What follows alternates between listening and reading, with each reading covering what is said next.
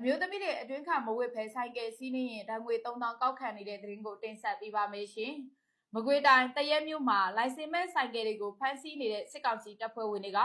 အမျိုးသမီးတွေကိုအဓိကပြစ်မှတ်ထားဖမ်းဆီးနေပြီးဇွန်လ6ရက်နေ့ကအမျိုးသမီးတဦးအတွင်းခံမပါလို့ဓာတ်ငွေ3000ကောက်ခံလိုက်တယ်လို့ဒေသတွင်သတင်းမြစ်တွေထံကစုံစမ်းသိရှိရပါတယ်။တရက်မြို့အဝင်အထွက်စစ်ဆေးရေးဂိတ်တွေနဲ့လမ်းဆောင်လမ်းကွာတွေမှာစစ်ကောင်စီရဲ့ရဲနဲ့ပြူတွေက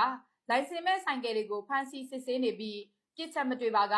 အမျိုးသမီးတွေအတွင်းခံပါမပါတေချာကြည့်ပြီးငွေညှစ်ရိုင်းဆိုင်နေကြတာလို့သိရှိရပါတယ်။ဇွန်လ6ရက်နေ့ကရက်ကွက်ထဲကိုခေါင်းလျှော်ရေးသွားဝေတာအုတ်ထုတ်လိုင်စင်လည်းအကုန်ပါတယ်။သူကလောနဲ့ထွက်တာဆိုတော့ဗရာမဝေးလိုက်မိဘူး။အဲ့ဒါကိုဗရာမပါလို့3000တောင်းနေပြောတယ်။ကြားလို့မှမကောင်းဘူးကျမတို့မျိုးကလို့ဒေသခံမျိုးသမီးတဦးကမြို့တော်ကိုပြောပါတယ်။ဒါအပြင်လိုင်စင်မဲ့ရင်တွေဖမ်းဆီးရမှာလဲအင်ကြီးနှစ်ထပ်ဝစ်ပြီးကျဲသီးမတက်ထားတာနဲ့